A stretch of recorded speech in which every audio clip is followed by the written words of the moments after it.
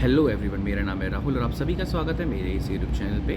आज हम बात करेंगे एक ऐसे टॉपिक के बारे में जो काफ़ी लोगों को इशू आता है इस चीज़ के रिगार्डिंग। ये बेसिकली अमेज़ॉन सेलर जो यूज़ कर रहे हैं उनको ये सब चीज़ें फेस करनी पड़ती हैं। Your account is at deactivation या इस टाइप से एक जो मेल या टेक्स्ट आपको शो होता है सेलर सेंटर पे, तो इसके रिगार्डिंग बात करेंगे ये क्यों आता है और इसको हटाने के लिए क्या कर सकते हैं।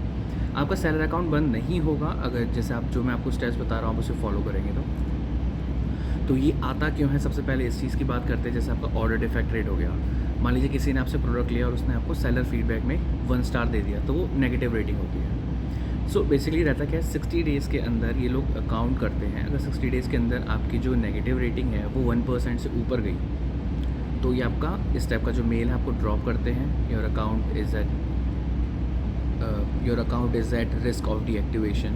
मैंने यहाँ पे नोट डाउन करके लिखा हुआ था, मैं भूल जाता हूँ। सो इस टाइप का आपको एक टैक्स आता है, आपको सेलर सेंटर में भी शो होता है, फिर वहाँ पे लिखा होता है आप इसके लिए अपील करो या कुछ भी फॉर्म टाइप आपको दिया होता है, वहाँ पर आपको सबमिट करना पड़ता है एंड देन 24 to 48 आवर्स के अंदर वो हटा देते हैं। सो एक तो हो गया ऑर्डर डिफेक्ट रेट, फिर होता है ट्रैकिंग बेसिकली जब आप ट्रैकिंग डिटेल्स प्रोवाइड कराते हो, अगर वो नहीं ट्रैक हो पा रहा है, कुछ भी इसके रिगार्डिंग इशू आ रहा है, ये बेसिकली अमेज़ॉन अपनी साइट से चेक करता है। इसके लिए भी कुछ परसेंटेज होते हैं। ये सब चीज़ें आप चेक कर सकते हैं अपने अकाउंट हेल्थ में। सो मैं आपको रिसेंटली का एक केस बताता हूँ। मेरे एक दोस्त को इशू आया, वो एक्चुअली एक थर्ड पार्टी कोई सर्विस यूज़ कर रहा था। सो उसका प्रोडक्ट वायलेशन आया क्योंकि वो अपने प्रोडक्ट्स पे रिव्यू और फीडबैक और रेटिंग इस टाइप की बढ़वा रहा था उस थर्ड पार्टी से। सो अमेज़ॉन ने वो चीज़ पकड़ ली, ये वायलेशन होता है, प्रोडक्ट वायलेशन की पॉलिसीज़ के अंदर रहता है, तो उन्होंने इसके लिए भी उसको एक मेल ड्रॉप कर दिया। दैन उसका मेरे पास कॉल आता है किस तरीके का इशू हो गया है। सो इस वीडियो में आपको बताऊंगा कि वो मैंने किस तरीके से रिजॉल्व किया एंड साथ में इस टाइप का अगर कोई भी इशू आता है या तो आप मुझे कमेंट बॉक्स में पूछ लीजिएगा या बिल्कुल सिंपल सा फंडा है, आप उनको रिप्लाई कीजिए और रिप्लाई में आप क्लियर बताइए कि इस टाइप का इशू हो गया। अगर आपकी गलती है, अगर आपने गलती से किया है तो भी एक तरीके से आप उनको इस तरीके से मेल करेंगे कि ये कोई कॉम्पिटिटर था जिसने मेरे साथ ऐसा किया या आपको आइडिया नहीं था, बट इससे अकाउंट बंद नहीं होता। तो चलिए मैं आपको स्क्रीन पे दिखाता हूँ कि किस तरीके के जो मेल होते हैं आपको शो होते हैं। तो जो मेल होता है कुछ इस तरीके का शो होता है, जिसमें लिखा होता है डियर सेलर, आपका जो अकाउंट है वो डीएक्टिव कर रहे हैं, किस रीज़न से, वो सब यहाँ पे आपको पता चल जाता है। उसके बाद अगर मैं आपको एक चीज़ और दिखाऊँ, ये देखिए your account is at risk of deactivation, ये आपको सेलर सेंटर पे शो होता है बेसिकली।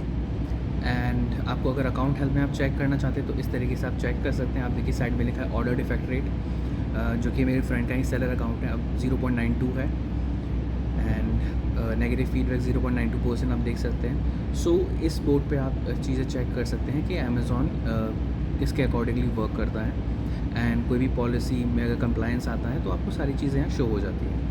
अब मैं आपको एक पेज और दिखाता हूँ, यहाँ पे आप चेक कर सकते हैं। नीचे देखिए यहाँ पे लिखा है पॉलिसी वायलेशन वार्निंग 1, ठीक है। तो ये बेसिकली उन्होंने जब रेटिंग और रिव्यू करवाए थे थर्ड पार्टी से, उन्होंने कुछ चीज़ें यहाँ पे मिस कर दी, उसके रीज़न से ये इनको पता, अमेज़ॉन को पता चल गया है। बट हाँ, अगर आप भी इस टाइप की सर्विस आप लेना चाहते हैं सो आप मुझे कमेंट बॉक्स में लिख सकते हैं। So we have a third party जो कि आपको रिव्यू और रेटिंग के लिए आपकी हेल्प करती है।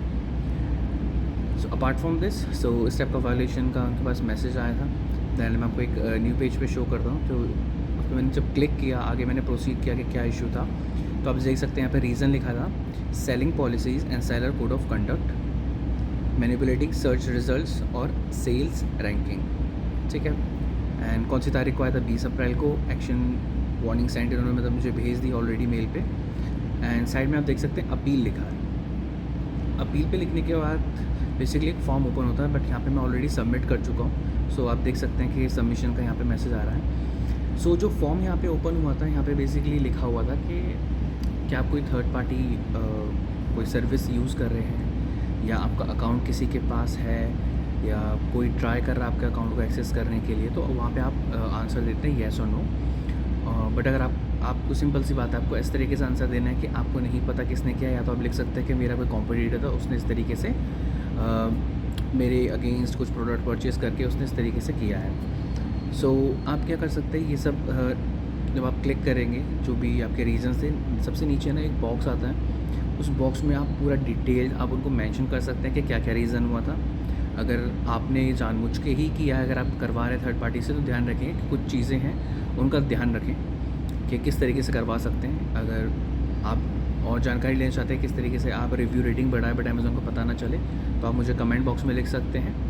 दैन उसके लिए मैं आपको डीपली एक्सप्लेन कर सकता हूँ कि किस तरीके से आप अमेज़ॉन से बिना पकड़े आप किस तरीके से रिव्यू और रेटिंग और फीडबैक्स ले सकते हैं। सो वो सबमिट करने के बाद कुछ इस तरीके का फॉर्म आया था। दैन अमेज़ॉन अब इसको रिव्यू करेगा, शायद 48 आवर्स 72 आवर्स जितने भी हैं उसके अकॉर्डिंगली वो मुझे आंसर दे देगा। बट आपका अकाउंट इससे क्लोज़ नहीं होता है, आप अपनी सेल अभी भी कर सकते हैं, जो भी आपको अपडेट करने अपनी लिस्टिंग करनी है सब आप कर सकते हैं। अगर आपको डाउट है किसी स्पेसिफिक प्रोडक्ट के रिगार्डिंग आपको कुछ इशू हुआ था, तो आप उसका स्टॉक ज़ीरो कर दें कुछ टाइम के लिए। जैसे आपका अकाउंट सही होता है आप कर सकते हैं, ठीक है। Well that's all for the day. ये सारी जानकारी आई होप आपको सही लगी हो। एंड कुछ भी और अदर जानकारी के लिए आप मुझे कमेंट बॉक्स में लिख सकते हैं, मैं डेफिनेटली उसके ऊपर भी एक और वीडियो बनाऊँगा। And that's all for the day. Thank you so much for watching my video and do subscribe my channel.